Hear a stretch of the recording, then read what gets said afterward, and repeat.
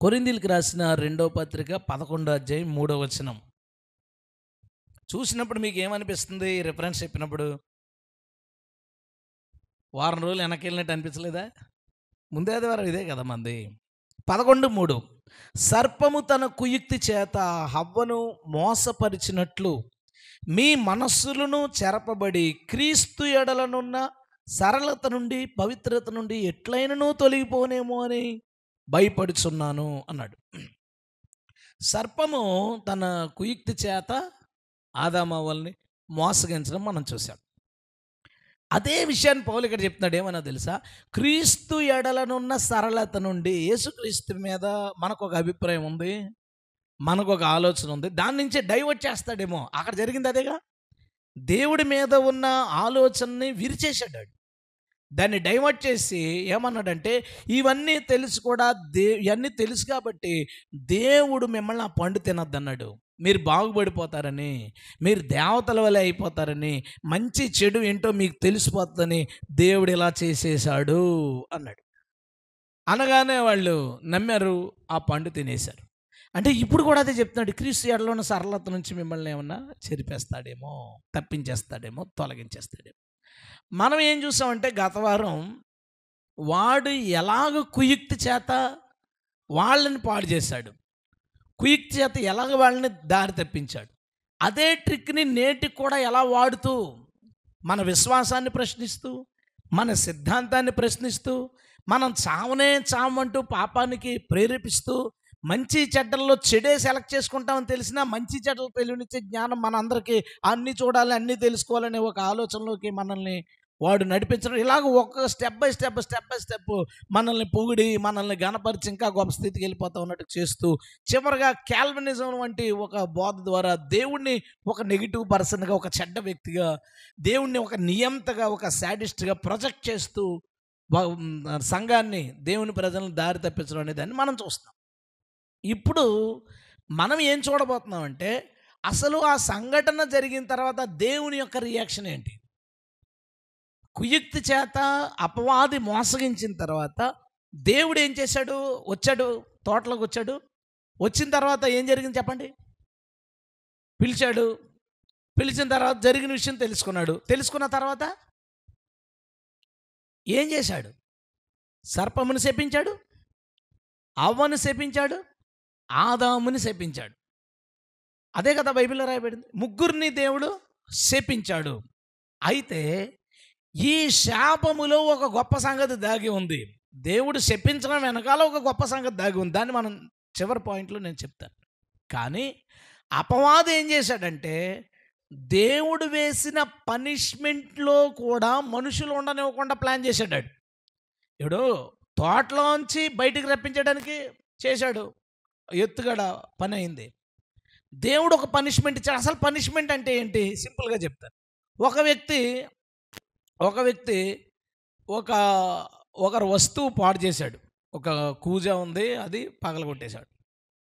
ఇప్పుడు అతను నేరస్తుడు. ఆ విషయంలో ఆ ఒక వస్తువుని పగలగొట్టేశాడు.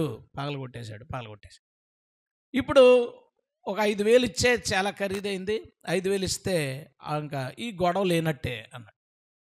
అదే అతనికి వేసిన పనిష్మెంట్. 5,000 ఇచ్చేశాడు. రేపాడు బయటికి వెళ్ళి ఆడు నా కూజ పగలగొట్టేశాడు, నేరస్తుడు అన్నానికి ఉంటుందా? అర్థమైందా? పనిష్మెంట్ అంటే ఏంటో తెలుసా? నీవు చేసిన తప్పు ఇదిగో ఇంతటితో సరి, దీన్ని నువ్వు అనుభవిస్తే ఈ తప్పుకు తగిన ఫలం నీ మీదకి వచ్చేసినట్టే. ఇప్పుడు ఏంటి? దాని నుంచి అతను విడుదలైనట్టే. ఒక వ్యక్తి పరస దొంగతనం చేశాడు, దొరికిపోయాడు. 3 నెలలు జైలు శిక్ష వేశారు.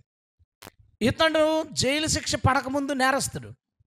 జైలు శిక్షలో ఉన్నంతసేపు ఆ నేరాన్ని అనుభవిస్తున్నాడు. బయటకు వచ్చిన తర్వాత విడుదలైపోయాడు అతను. ఆ కేసు అతని మీద లేదు. మళ్ళీ ఎవరన్నా వచ్చే మొన్న ఎప్పుడో పరస కొట్టేసి కదా అడగడానికి లేదు. ఎందుకు? కేసు లేదు. పోలీసులు పట్టుకుంటారు హెల్మెట్ లేదని. ఆ రోజు 200 కట్టేశావు, ఫైన్ కట్టేశావు. కాసేపు నాకు మళ్ళీ ఒకటి పట్టుకున్నాడు, హెల్మెట్ ఏది, మనం ఏం చెప్పి రిసిప్ట్ చూపిస్తాం. 24 గంటల దాకా అది పనిచేస్తుంది. అంటే నీవు చేసిన నేరానికి లేదా తప్పిదానికి అక్కడ దానికి తగిన మూల్యం చెల్లించేసాం. అదే పనిష్మెంట్ అంటే. దేవుడు ఏం చేశాడంటే, ఆదాము అవ్వలు తప్పు చేసినప్పుడు వాళ్ళకి ఒక పనిష్మెంట్ ఇచ్చాడు.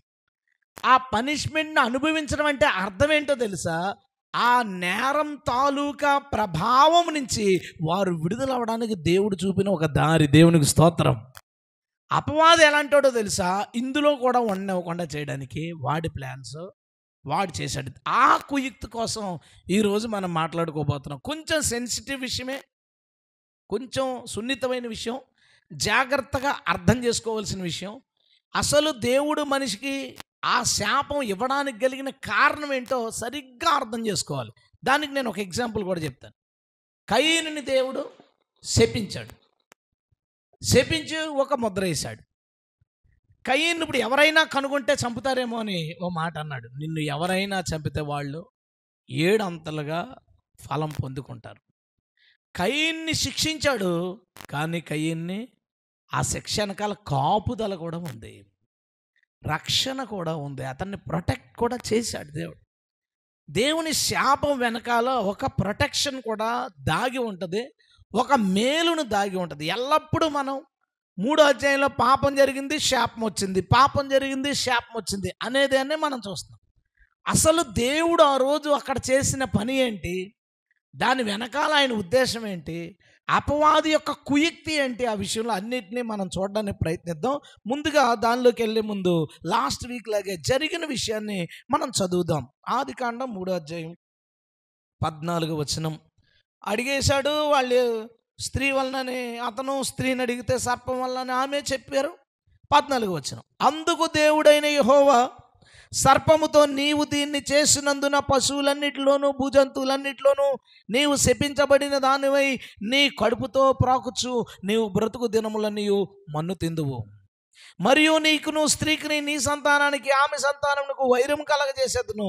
అది నిన్ను తల మీద కొట్టును, నీవు దాన్ని మడి మీద కొట్టుదు అని చెప్పెను. ఆయన స్త్రీతో, నీ ప్రయాసమును నీ గర్భవేదనను నేను మిక్కిలి హెచ్చించెదను, వేదనతో పిల్లలను కందువు, నీ భర్త ఎడల నీకు వాంఛ కలుగును, అతడు నిన్ను ఏలునని చెప్పాను.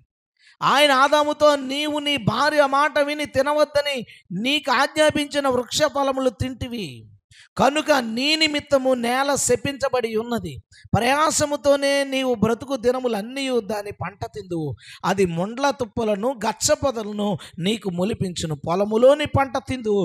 నీవు నేలకు తిరిగి చేరు వరకు నీ ముఖపు చెమట కార్చి ఆహారము తిందువు. ఎలయనగా నేల నుండి నీవు తీయబడితివి, నీవు మన్నే గనుక తిరిగి మన్నైపోదువని చెప్పెను.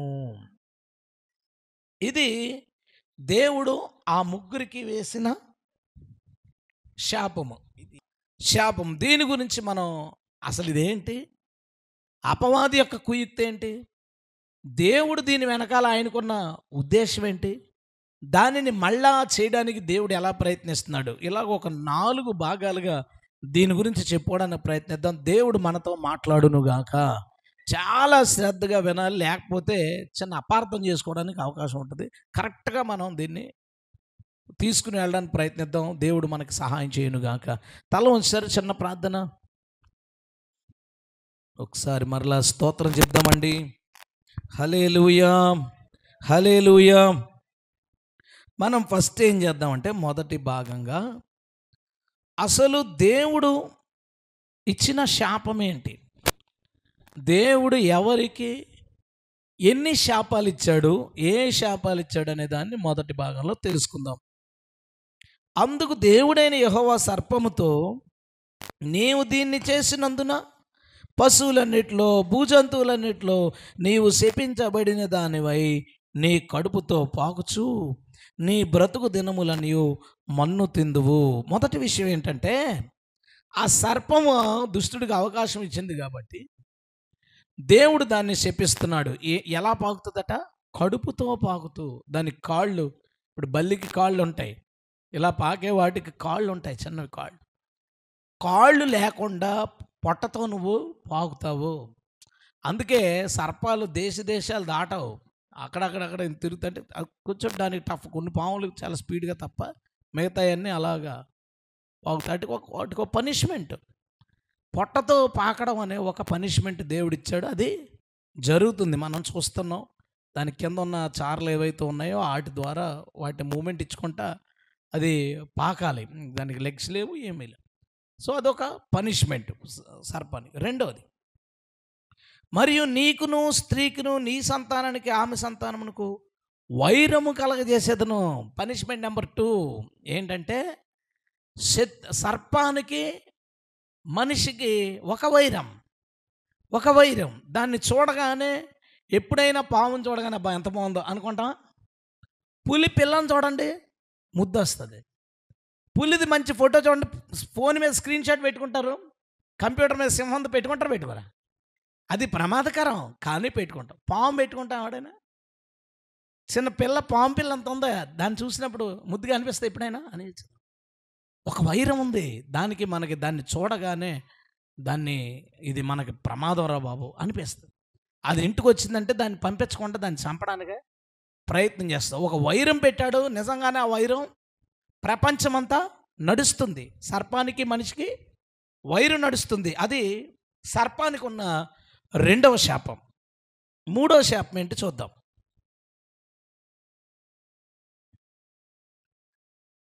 నీవు దాన్ని మడిమి మీద కొట్టుదువు, అది నిన్ను తల మీద కొట్టును, నీవు దాన్ని మడిమి మీద కొట్టుదు అని చెప్పాను. అది ఏం చేస్తంట? అది అంటే ఎవరు? ఆ స్త్రీ లేదా ఆ స్త్రీ సంతానం. వారు నిన్ను సర్పాన్ని తల మీద కొడతారట, నీవు దాన్ని మడిమి మీద కొట్టుదు అని చెప్పాను. అందుకని జనాలు ఏం చేస్తారు చూడు, పామును కొట్టేటప్పుడే తల మీద కొట్టరా. ఏంటంటే కొత్తగా చూస్తారు మీ ఊరోళ్ళు, పాములు అలవాటే కదా మీకు అస్తమానం, మీ గుమ్మాల్లోకి వచ్చిపోతుంటే. ఎక్కడ కొట్టమంటారు దాన్ని? తల మీద కొట్టు. అది ఎక్కడ కొడుతుంది? మన పార్ట్ ఏం దొరుకుతుంది? కాలు దొరుకుతుంది. మన కాలు దొరుకుతుంది. పొలంలో వెళ్తున్నప్పుడు, ఇంటి దగ్గర నిలబడుతున్నప్పుడు అది కాలు మీద కొట్టాలని చూస్తుంది. మనిషి ఎక్కడ కొట్టాలని చూస్తాడు? తల మీద కొట్టాలని చూస్తాడు. సో అక్కడ ఒక చిన్న పాయింట్ దాగి ఉంది. ఏమన్నాడు అక్కడ ఫుట్ నోట్లో? ఆయన స్త్రీ సంతానం అంటే ఎవరు? పురుష ప్రమేయం లేకుండా పుట్టిన ప్రభు అయిన క్రీస్తు. హల్లెలూయా. ఈయన తల మీద కొడతాడు, అది అతన్ని మడి మీద కొడుతుంది. అది కూడా ఉంది దాంట్లో ఆ అర్థం కూడా ఉంది. దాన్ని చాలామంది ఏం చెప్తారంటే, సిలువ శ్రమలు సర్పం ఆయన కాలు మీద కొట్టడం, సిలువ మీద నుంచి ఆయన మరణంలోంచి తిరిగి రావడం అనేది తల మీద కొట్టడం, యేసుక్రీస్తు తన సిలువలో సాతాన్ యొక్క తల చెత కొట్టేశాడు అనే బోధ ఒకటి స్టార్ట్ అయింది. నాకు తెలిసి అది వినడం వాళ్ళు ఎవరు ఉంటారు, దానికి సంబంధించిన ఇమేజ్లు సిలువ మీద ఉండి ఆయన తలకాయ తొక్కేస్తున్నట్టు, ఆ తోక కాళ్ళ మీద కాలుకి పట్టుకున్నట్టు, తర్వాత ప్యాషన్ ఆఫ్ ది క్రైస్ట్లో కూడా పాము అలా వెళ్తుంటే కసక్కమని తొక్కినట్టు సౌండ్ వస్తుంది పిల్లలు అక్కడ తొక్కినట్టు, ఇలాంటి కొన్ని సీన్స్ బయట తిరిగి మనందరూ చూసాం. అయితే దీని వెనకాల కూడా సాతానికి చాలా పెద్ద ప్లాన్ ఉంది. ఎందుకంటే వాడి ఉద్దేశం ఏంటి, వాడి ప్లాన్ ఏంటంటే, నాకు బలం లేదని నమ్మిస్తే వీళ్ళు దొరికిపోతారు సులువుగా. బలం లేదని నమ్మిస్తే సులువుగా దొరికిపోతారు. అందుకని ఏం టాక్ తెచ్చాడంటే బయటికి, నాకు తలకాయ లేదండి తోక ఒకటే ఉందనే టాక్ తెచ్చుకున్నాడు అటు బయటికి. కానీ బైబిల్ ఆ మాట అందో. బైబిల్ ఏమంటుందంటే, అపవాది గర్జించు సింహంలా మింగడానికి తిరుగుతున్నాడు. తలకాయ లేనోడు గర్జించు సింహం ఎలాగేయడు? తలకాయ లేదంటున్నాం కదా, తొక్కేసాడు అంటున్నాం. తలకాయ లేకుండా గర్జించు సింహం ఎలాగేయడు? మీరు పోరాడునది మనుషులతో కాదు కానీ వాయుమండల అధిపతి. తలకాయ లేనోడు వాయుమండల అధిపతి ఎలాగయ్యాడు? ఆలోచించండి. తలకాయ లేనోడు పరలోకం వెళ్ళి మికాయిలతోనూ దూతలతోనూ యుద్ధం చేయడానికి వెళ్తాడా? తలకాయ లేనోడు. ఆలోచించండి ఒకసారి. అపవాది తలకాయ లేనోడు కాదు, వాడు తెలివైనోడు. ఏం టాక్ తెచ్చాడంటే, సాతానికి అంత సీన్ లేదనే టాక్ తెస్తే మనం అలర్ట్గా ఉండం కదా, మనం నిర్లక్ష్యంగా ఉంటాం, ఈజీగా జనాల మీద దాడి చేయాలి. అలాగే దాడి చేసి పెట్టిపోయాడు. క్రైస్తవుల్ని పాపంలోనూ దుర్బోధంలోనూ రకరకాల నులివెచ్చని తనాల్లోనూ ఎలా పడవేయగలిగాడు అనుకుంటున్నారు? వాడు సాతాను ఏం చేయలేడు. కాదు కాదు కాదు కాదు పోనీ ఇంకొక ప్రాబ్లం ఉంది దాని నుంచి. తల మీద కొట్టును, అది కాళ్ళ మీద కొడుతుంది. మనిషి తల మీద కొట్టడానికి చూస్తాడు, అది కాళ్ళ మీద కొడుతుంది. వీళ్ళు చెప్పేది ఏంటంటే, ముందు కాళ్ళ మీద కొట్టేశాడు, అంటే సిలువ శ్రమలు కొట్టేశాడు, ఆ తర్వాత ఇతరు తొక్కాడు. అది రివర్స్ ఉంది. పోనీ ముందు వెనక ముందు రాశారు అనుకున్న కొత్త నిబంధన ఎట్టి పరిస్థితుల్లో సాతానుని తెలివి లేనాడు అని కానీ, బలము లేనోడు అని కానీ, వాడి నుంచి ఏ ప్రమాదం లేదు కానీ కొత్త నిబంధన చెప్పదు. అది దేవుడి బోధ కాదు. దేవుడు ఏం చెప్పాలనుకున్నాడు? శత్రువాడు, వాడు శత్రువాడు, వాడి తంత్రాలు ఎరిగి ఉండండి, వాడి ప్లాన్లు ఎరిగి ఉన్నాడు. సులువుగా చిక్కులు పెడతాడు. వాడు మనుషుల్ని రేపుతాడు, మనుషుల్ని ప్రేరేపిస్తాడు. వాడు గర్జించే సింహంలా వెతుకుతూ తిరుగుతున్నాడు. వాడింత ప్రమాదకరమైనడు. అందుకే మీరు నాకు లోబడి దుష్టుణ్ణి ఎదిరించండి. అప్పుడు మీరు ఆడు పారిపోతాడు, లేకపోతే ఆడు పారిపోడు. ఇన్ని రకాల హెచ్చరికలు దేవుడు మనకిచ్చి ఏమంటున్నాడంటే, మీరు విశ్వాసము గలవారైతే శీఘ్రముగా మీతో చితకదొక్కిస్తాను అన్నాడు. హల్లెలూయా. తలకాయ లేనోడితో తోక దొక్కిస్తాడా మనల్ని? కాదు. ఆ టాకు అపవాది క్రియేట్ చేయించుకున్నాడు. ప్రమాదం లేదు, మనకి వాడి నుంచి ఇబ్బంది లేదని క్రియేట్ చేయించుకున్నాడు. కానీ వాడు ప్రమాదమైన వాడు. అదే కొత్త నిబంధన చెప్తుంది. అదే ఆలోచనలో మీరు ఉండండి. సరే, మనం ముందుకు వెళదాం. దీని అర్థం ఏంటి నేను తర్వాత చెప్తాను. ఒకవేళ మర్చిపోతే నేను ఆ విషయం నాకు గుర్తు చేయండి. ఈ తల మీద కొట్టడం ఏంటి, మడం మీద కొట్టడం ఏంటి అనేది. ఇప్పుడు ఎన్నైనాయి? 3. కడుపుతో పాకుతావు, వైరం ఉంటుంది. 3వది, అది కాలు మీద కొట్టడానికి చూస్తే లేకంగా తల మీద కొడతారు. ఇది 3 శాపాలు సర్పానికి ఉన్నాయి. 16వ వచనం, ఆయన స్త్రీతో, నీ ప్రయాసమును నీ గర్భవేదనను నేను మిక్కిలి హెచ్చించదను, వేదనతో పిల్లల్ని కందువు. ఇది నెంబర్ 1. పిల్లల్ని ఎలాగంటారంట? వేదనతో, ప్రయాసతో, ఇబ్బందితో కనాలి. ఇది మొదటి శాపం. 2వ శాపం, నీ భర్త ఎడల నీకు వాంఛ కలుగును. నెంబర్ 2, భర్త మీద వాంఛ, ఇష్టం కలుగుతుందట, చాలా ఇష్టం కలుగుతుందట. అతను లేకుండా ఉండలేని ఒక పరిస్థితి వస్తుందట. నెంబర్ 3, అతడు నిన్ను ఏలునని చెప్పెను. అతడు నిన్ను ఏలతాడు, నీకు వాడు రాజు అవుతాడు, నీకు వాడు శిరస్సు అవుతాడు, నీకు అతడు అధిపతి అవుతాడు, నిన్ను ఏలతాడు. ఇది 3 విషయాలు. మళ్ళీ అవ్వకి ఎన్ని శాపాలు ఉన్నాయి ఇప్పుడు? 3. నెంబర్ 1, చాలా ప్రయాసతో పిల్లల్ని అంటారు. నెంబర్ 2, భర్త మీద వాంఛ, ఇష్టం కలుగుతుంది. నెంబర్ 3, అతని అధికారం కింద ఈమె బ్రతకాల్సి వస్తుంది. ఇది దేవుడు చెప్పిన మాట. ఒకసారి ఆలోచిద్దాం. మామూలుగా శాపం ఎలా ఉంది నిజంగానే ప్రాక్టికల్గా. స్త్రీలకి నెలసరి కావచ్చు, తర్వాత ప్రెగ్నెన్సీ వచ్చిన దగ్గర నుంచి ఇంకోటి కూడా చూడండి. బిడ్డల విషయంలో ఆమెకు ప్రెగ్నెన్సీ రాకపోతే ఆయన ఎవడో అడగడు, ఆమెను మాత్రం పీకు తింటుంటారు. ఏంటి ఇంకా ఎందుకు రావట్లేదు, ఆమెను పీకు తింటారు. అదొక బాధ. ప్రెగ్నెన్సీ వచ్చిన దగ్గర నుంచి తినాలనుకునేది తినడానికి ఉండదు. వాళ్ళు ఎలాగున్నారో అలా ఉండడానికి ఉండదు. ఒక డిఫరెంట్గా ఉండాలి, చాలా జాగ్రత్తగా ఉండాలి, స్పీడ్గా నడకూడదు, ఏది పడితే అది తినకూడదు. ఇవన్నీ బోల్డ్. తర్వాత ఈలోపు వాంతులని, వికారమని, రకరకాల సమస్యలు, ఇవన్నీ ప్రయాస. దాంతోపాటు డెలివరీ పెయిన్స్, చాలా నొప్పులు. పోనీ నొప్పులు పడకుండా ఆపరేషన్ చేద్దామని అది కూడా ఇబ్బంది. అప్పుడు దాకా 9 నెలలు ఇబ్బంది ఉన్నారు. ఆపరేషన్ అయిన తర్వాత కుట్లు, బాధలు, శ్రమలు, బోళ్ళంతా. ఇదంతా ప్రాక్టికల్గా ఆమెకి చాలా సమస్య, బిడ్డను కండం అనేది. అదొక వచ్చింది. 2వది ఏమొచ్చింది? భర్త ఎడల వాంఛ కలుగును. అంటే తన భర్త లేకుండా ఆమె ఉండలేనంత ఇష్టం. ఇంకా ఎప్పుడొస్తారు ఫోన్లు చేసి, ఇంకా ఆయన 2 రోజులు కనపడ్డంటే బెంగపెట్టేసుకుని, ఈమె అమ్మగారింటికి వెళ్తే భర్త లేడని అక్కడ రమ్మనో, లేదంటే 2 రోజులు ఉండి వచ్చేసో.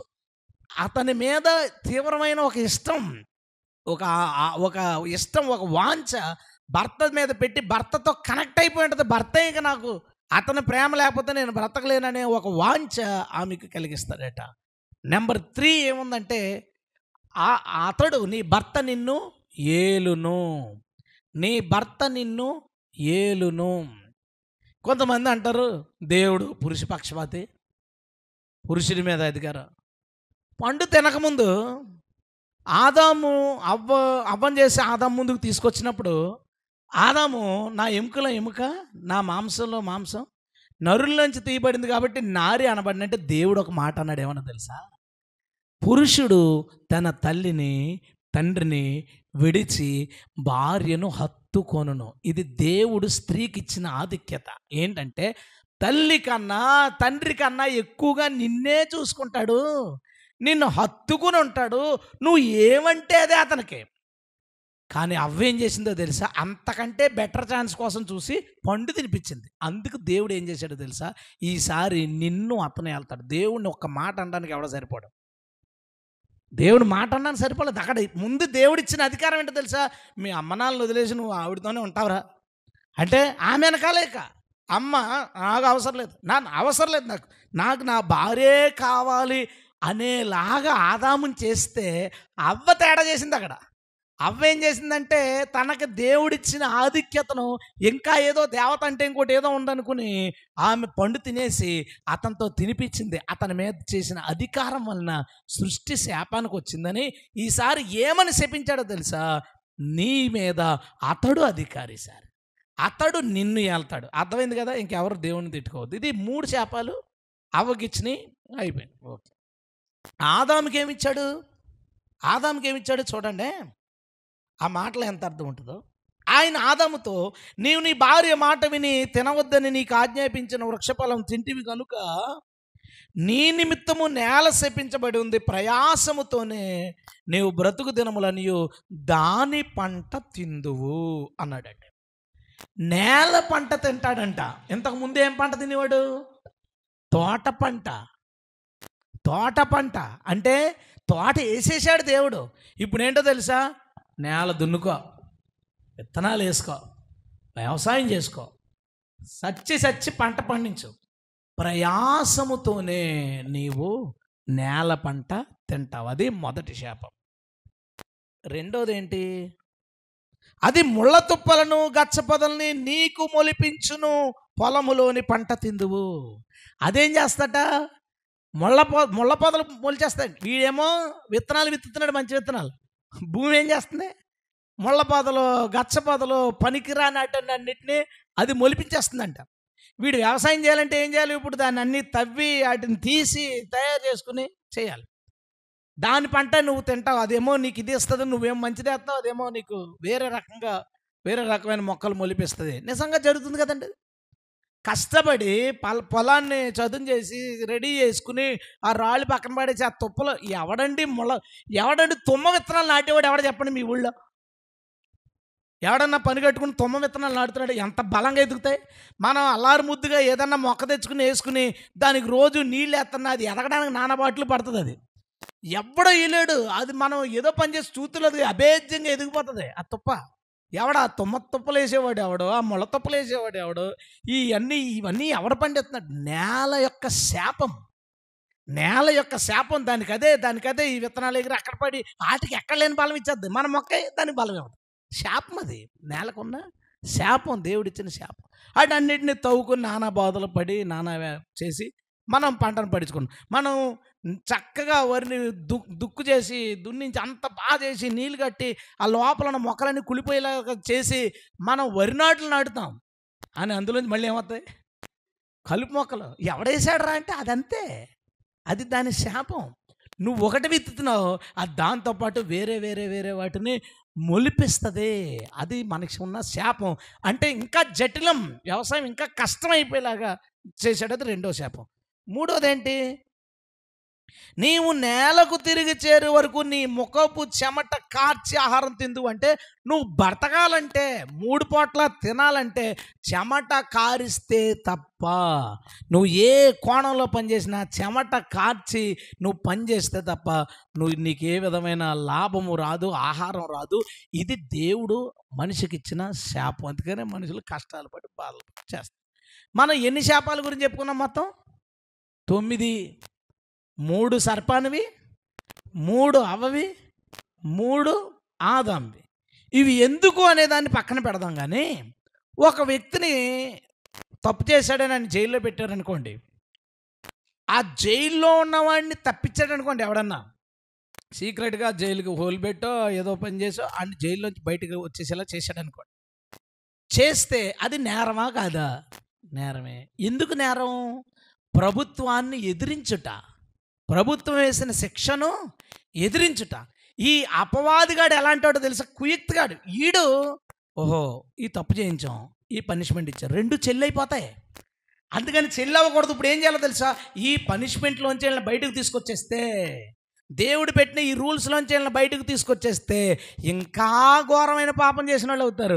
ఒకడు దొరకడం కంటే తప్పించుకుని పోయిన తర్వాత దొరుకుతాడు. ఆడికి శిక్ష ఏమో తెలుసా? రెట్టింపులు అయిపోతాయి.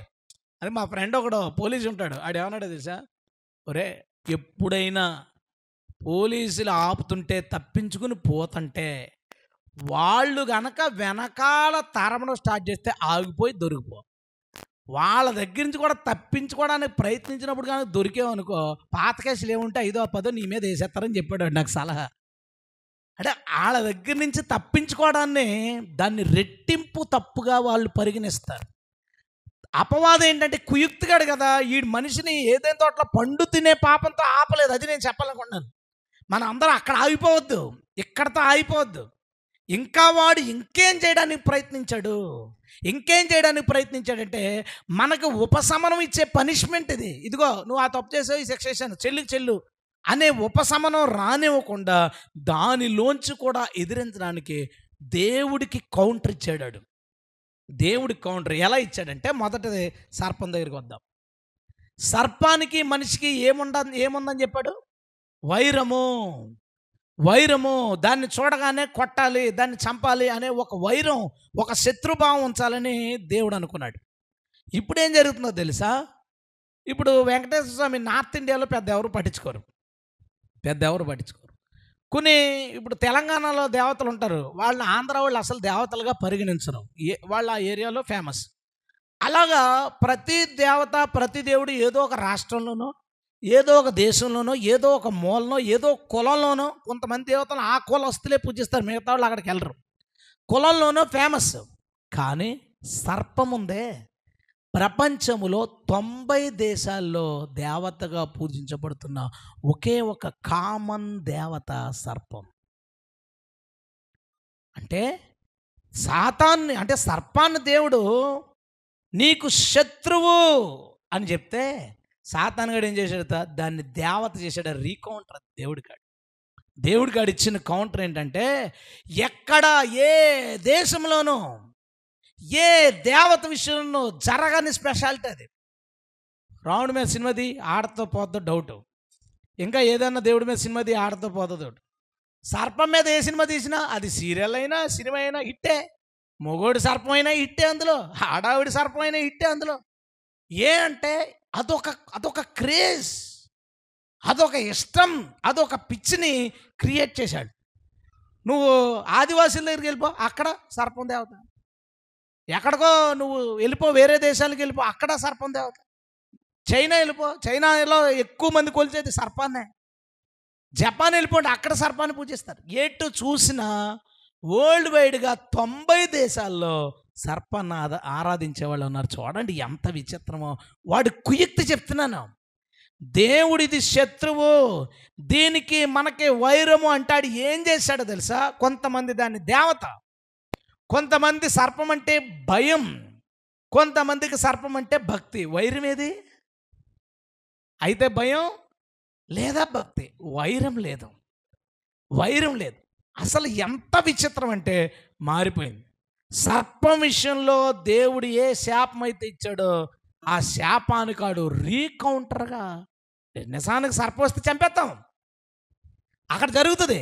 కానీ ఈ చంపినోడే మళ్ళీ నాగదోషం తొలగించడానికి, నాగపాముని పూజించడానికి వెళ్తాడు. ఎంత విచిత్రం! సర్పాన్ని దేన్నైతే శపితమైందని చెప్పాడో అదే ఇప్పుడు ప్రపంచంలో ఆరాధించబడే దేవతల్లో అతి ఎక్కువ దేశాలు, అంటే మన దేవుడి తర్వాత మామూలుగా చెప్తున్నాను, ఈ దేవతల విషయంలో అతి ఎక్కువ దేశాలు స్ప్రెడ్ అయింది. మన పురాణ కథల్లోనే కూడా అలాగ ఉంటుంది కదా. దేవుడికి నెత్తి మీద గొడుగు సర్పం. ఈ క్షీరసాగర మదనానికి మధ్యలో కవ్వాన్ని చిలకడానికి తాడేంటి? సర్పమే. ఏం చూసినా అవే. ఇదంతా ఏంటి అంటే అపవాది దేవుడు వేసిన శాపానికి వాడిస్తున్న కౌంటర్. ఇది నువ్వు అనుకున్నావు కదా, నేను అది జరగనే ఉన్నావు. అది వైరం అనుకున్నావు కదా, అది జరగనే ఉన్నావు. భయము భక్తి అంతే, మధ్యలో వైరం కూడా లేదు. అలాగూ వాడు ఒక రీకౌంటర్ ఆ విషయంలో వేసేసాడండి. అలా వేసి ఈరోజు దాన్ని ఒక దేవత చేశాడు. ఇది ఫస్ట్ది, సర్పంది వదిలే. అంటే నేను చెప్పాలనుకున్నది ఏంటంటే, దేవుడు వేసిన శాపానికి వాడు ఎలాగ కౌంటర్ వేశాడు, ఎలాగూ దాన్ని నెరవేరకుండా చేస్తున్నాడు. అది ఫస్ట్ అయిపోయింది, సర్పంది అయిపోయింది. అవ్వ తీసుకుందాం. అవ్వకి ఇచ్చిన శాపాల్లో ఫస్ట్ ఏంటి? ప్రయాసముతో బిడ్డల్ని కంట. ఇప్పుడు నేను చెప్పే విషయాలు మన సింహాద్రిపురంలో లేవు కదా, అలా చూడొద్దే. ప్రపంచాన్ని దృష్టిలో పెట్టుకుని చూడండి ఏం జరుగుతుంది అనేది చూద్దాం. ఇప్పుడు లేటెస్ట్ ఏం జరుగుతుందంటే, ఇప్పుడే కొన్ని సంవత్సరాల నుంచి అరబ్ కంట్రీస్లో ఉంది, ఇప్పుడు మన వైపు వచ్చింది. ఒక స్త్రీ యొక్క గర్భాన్ని అద్దెకు తీసుకుంటారు, సరోగసి అంటారు. గర్భాన్ని అద్దెకు తీసుకుని ఈ అండాన్ని తన భర్త యొక్క శుక్రకణాలన్నీ అందులో ప్రవేశపెడతారు, అద్దెకనమాట.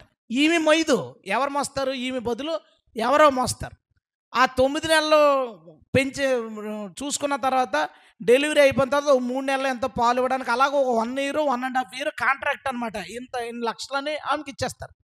ఏం చేసి పెడతంటే ఆమె వీళ్ళకి బిడ్డను కనిపెడుతుంది.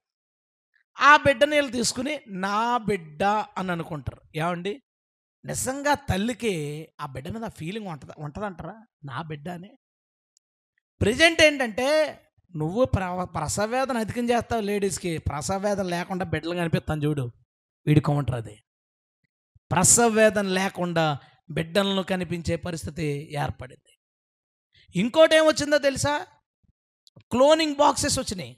క్లోనింగ్ బాక్సులు అంటే ఇప్పుడు ఇంకో స్త్రీ కూడా పడకుండా, వీళ్ళ బదులు ఇంకొక స్త్రీ కూడా పడకుండా, ఆ క్లోనింగ్ బాక్సులు ఏం చేస్తారంటే ఈ అండము ఇవన్నీ అందులో పెట్టేసి ఉమ్ము నీరు లాంటిది ఒకటి క్రియేట్ చేసి ఆ బాక్స్లో వచ్చేసి దానికి ఫుడ్ పంపిస్తూ ఉంటారు. ఫుడ్ పంపిస్తే ఆ పెట్టికి అంటది బిడ్డని. ఆ పెట్టిలో ఆడు రెడీ అయిపోయి కొట్టుకునేటప్పుడు అంతా చూసుకుని బాగానే ఉందని ఆ పెట్టిలోంచి ఏదైతే ఫుడ్ పంపిస్తున్నారో అది కట్ చేసి తీసేస్తారు బయటికి, అంతే బిడ్డ పుడతాడు. ఎలాంటి టెక్నాలజీని వాడు ప్రవేశపెట్టాడంటే, ఇదిగో నువ్వు ప్రయాసముతో బిడ్డల్ని కనమంటావా? ఇప్పుడు నేనేం చేస్తాను చూసు, ప్రయాస లేకుండా బిడ్డలను కానీ ఏర్పాటు, ప్రయాసపడాల్సిన అవసరం లేకుండా బిడ్డలను కానీ ఏర్పాటు. కొంతమంది ఏంటంటే ఎవరో కంటారు, నేను కన్ను దత్తత తీసుకుందాం, నేను కన్నంతే, నాకు ఆ కష్టం నాకు వద్దు. ఎవరో కంటారా బిడ్డలను దత్తత తీసుకుని నా బిడ్డ అంతే, సంతకాలు పెడేస్తారు, నామకరణం చేసేస్తారు, ఇంటి పేరు మార్చేస్తారు, ఆధార్ నెంబర్ మార్చేస్తారు, అంతే, తన బిడ్డ అయిపోయింది ఇంకంతే. ప్రసవ వేదనను ఇష్టపడని తల్లులు, ప్రసవ వేదన లేకుండా బిడ్డలను కనే ఈ సాంకేతిక పరిజ్ఞానం టెక్నాలజీని మనిషి డెవలప్ చేసుకుంటున్నాడు. అదేంటో తెలుసా? అపవాది కుయుక్తి. దేవుడు పెట్టిన సిస్టమ్ నుంచి స్త్రీలను బయట, వాళ్ళ పిల్లలు పుట్టడానికి అవకాశం లేదంటే అది వేరే విషయం, ఏం చేస్తారో అది వేరే విషయం. ఇప్పుడు ఏంటో తెలుసా? ఆ ప్రసవ వేదన ఇష్టం లేక ఈ చేస్తున్న పద్ధతి ఇది ఫస్ట్ది. అంటే స్త్రీకి ఇచ్చిన శాపం నుంచి బయటకు తీసుకురావడానికి అపవాదేశం ప్లాన్. నెంబర్ 2, భర్త ఎడల వాంఛ కలుగును.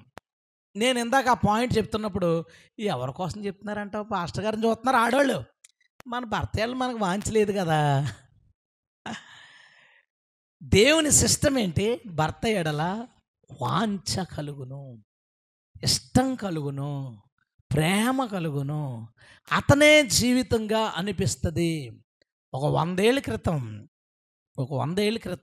చూస్తే, ఒక 50 ఏళ్ళ క్రితం చూస్తే, ఒక స్త్రీకి తన భర్తే జీవితం, తన భర్తే సర్వస్వం.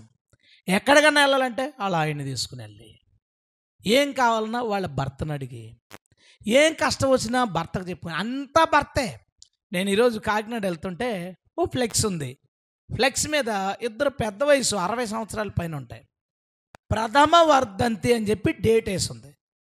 నాకు ఆశ్చర్యం కలిగింది. ఒకటి ఫోటో ఉంటుంది కదా, పెళ్లి రోజు అంటే ఇద్దరు ఫోటో ఉంటుంది. ఆపి అక్కడ ఉన్న వ్యక్తిని అడిగాను, ఏంటండి ప్రథమ వర్ధంతి ఉందంటే, తన భర్త చచ్చిపోతే ఆ విషయం చెవిని పడగానే తట్టుకోలేక హార్ట్ ఆగి చచ్చిపోయిందంట ఆవిడ. ఈ రోజుల్లో వద్దు, అంత దూరం ఆలోచించద్దు. గట్టిగా 1 గంట ఏడిసిందంటే, గంట సేపు ఏడిసిందంటండి అని చెప్పుకుంటున్నారు. ఓ పావుగంట ఏడిసి మానేస్తున్నారు. భర్త చచ్చిపోయిన ఫీలింగ్ కనబట్టలేదు ముఖంలో. బైబిల్ ఏం చెప్తుందో తెలుసా? భర్త ఎడల వాంఛ, తీవ్రమైన ఇష్టం కలుగును. కానీ ఇప్పుడు ఏంటంటే రకరకాలు పుట్టించాడు. టీవీ ఎడల వాంఛ, సినిమా ఎడల వాంఛ, అందం ఎడల వాంఛ. ఈ గొడవ అంటే బాబు, అందం మీడియాలో, మీడియాలో బొబ్బిలంక దగ్గర ఒక ఆయన ఉండేవాడు.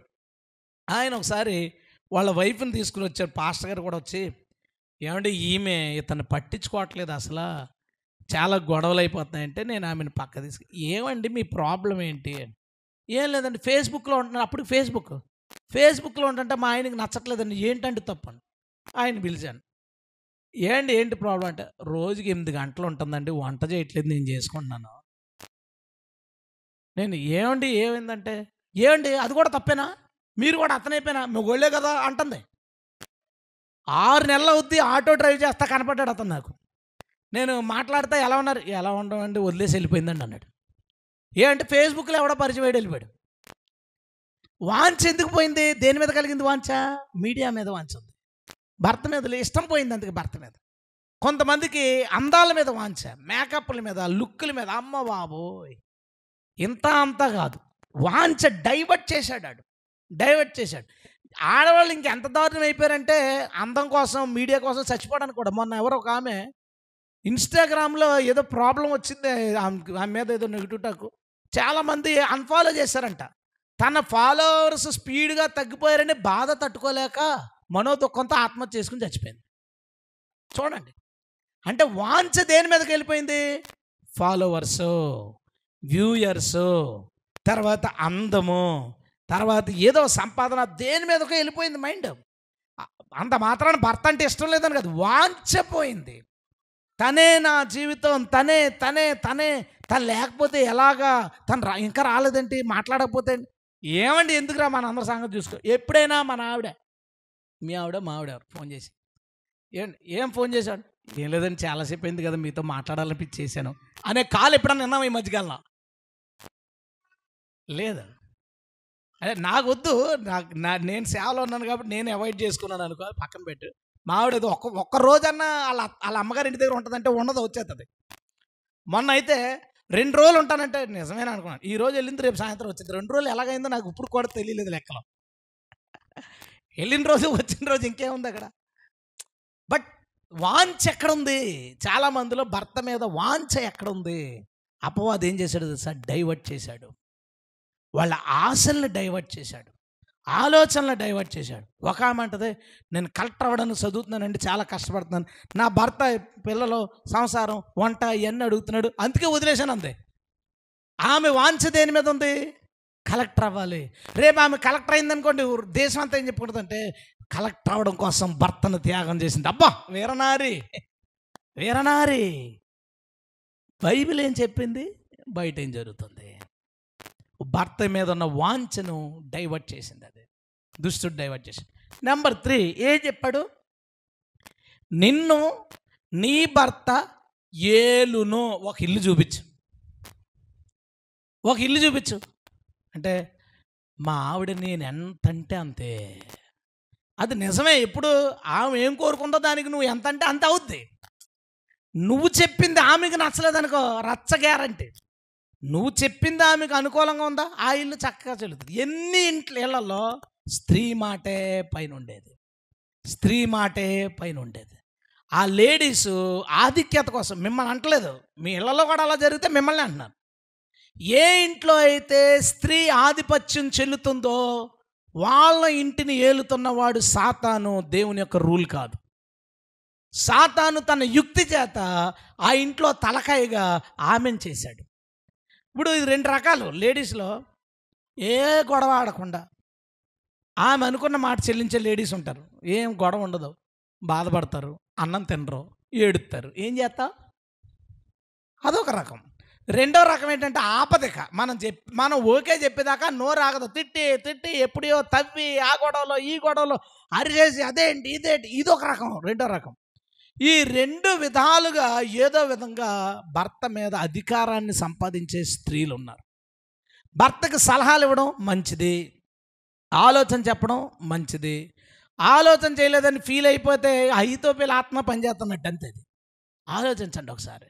అసలు ఎక్కడన్నా ఏం జరుగుతుంది? చిట్ట చివరికి ఏమైందో తెలుసా? చిట్ట చివరికి సొసైటీలో ఏం జరిగిందో తెలుసా? పెళ్లి చేసుకుంటే మనశ్శాంతి ఉండదురా అనే ఒక టాక్ వచ్చింది. ఒకే ఒక కారణం ఏంటో తెలుసా?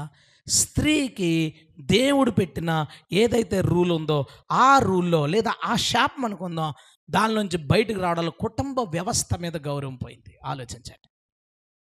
ఏ ఇంట్లో జరుగుతుంది? ఏ ఇంట్లో భర్త మాట చెల్లుతుంది?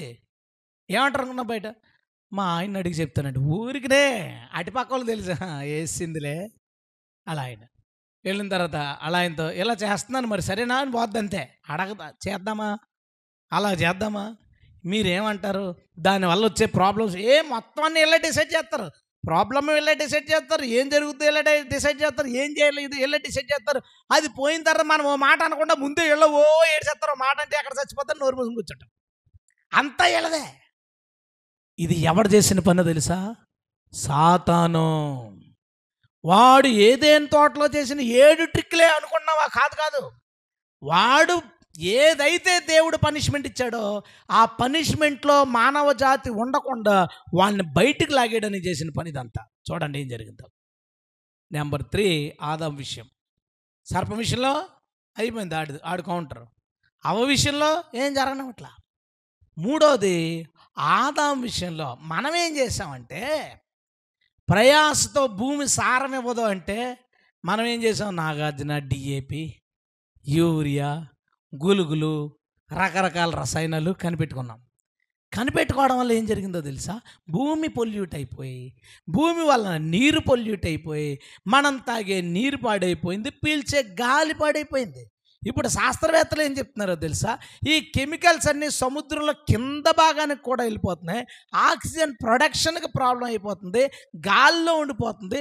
వీటన్నిటి వల్ల కొంతకాలానికి మన అందరూ ఎలా ఉంటామంటే, చూడండి పర్వతాలు ఎక్కేటప్పుడు ఒక కిట్ ఒకటి తగిలించుకొని ఎక్కుతారు. అలాగా మన అందరం కిట్ తగిలించుకుంటే వెనకాల ఏంటంటే ఆక్సిజన్ సిలిండర్. ముక్కెట్టుకుని ముక్కు తీసుకుని ఎరా బాగున్నావా ఏంటి సంగతులు, మళ్ళీ ముక్కెట్టుకోవడమే.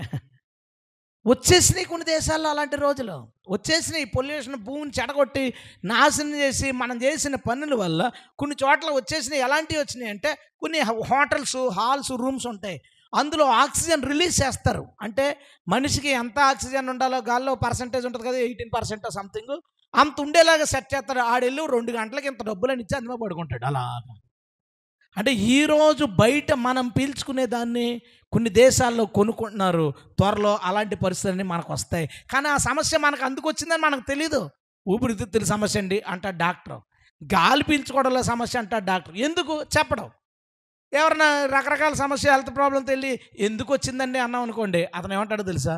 మనం తినే ఆహారాలన్నీ చెడ్డయ్యే కదండి, ఇంకా ఆరోగ్యం ఏం దొరుకుద్దండి, అందుకే టిఫిన్ తినండి, ట్యాబ్లెట్లు తినండి, భోజనం తినండి, ట్యాబ్లెట్లు తినండి. అంతే. మనం దీనిలోంచి బయటకు వచ్చాం. ప్రయాసముతో పొలం పండించడం అంటే అర్థం ఏంటి? నువ్వు పండిస్తే అది 15 బస్తాలో 20 బస్తాలో పండుద్ది. నీకు ఎంత కావాలి? 40 కావాలి. అందుకని 20 బస్తాలు 40 బస్తాలు చేయడానికి ప్రయత్నించాం. అదే ఎకరం బదులు 2 ఎకరాలు చేస్తే. మనం ఏం చేసాం? ల్యాండ్లన్నీ రియల్ ఎస్టేట్లో పెట్టాం. ఉన్న కొద్ది ల్యాండ్లో డబల్ పండించడానికి చూస్తాం. ఇంకా చాలా ల్యాండ్లు ఉన్నాయి వదిలేసేప్పుడు, ప్రయాణాలు చేస్తున్నప్పుడు దారి పొడుగునా చూడండి, సాగు చెయ్యని భూమి కొన్ని వేల ఎకరాలు ఉంటుంది. ఇదంతా ఎవడ చేస్తాడరా, ఉన్న దాంట్లో శుభ్రంగా పిండిలు జల్లేసి పెంచుదాం అనుకుంటారే తప్ప దీన్ని సాగు చేయాలనే ఆలోచన రాదు. ఎందుకు? కష్టపడేవాళ్ళు లేడు. ఇప్పుడు బయట సమస్య అంతా ఎవడండి కష్టపడుతున్నారు? కష్టం అండి, కష్టపడలేదండి ఎవరు పనికి వచ్చి పని చేయట్లేదండి అని చెప్తున్నాం. కష్టపడేవాళ్ళు లేకపోవడం అంటే కష్టానికి ఇష్టపడలేదు మనిషి.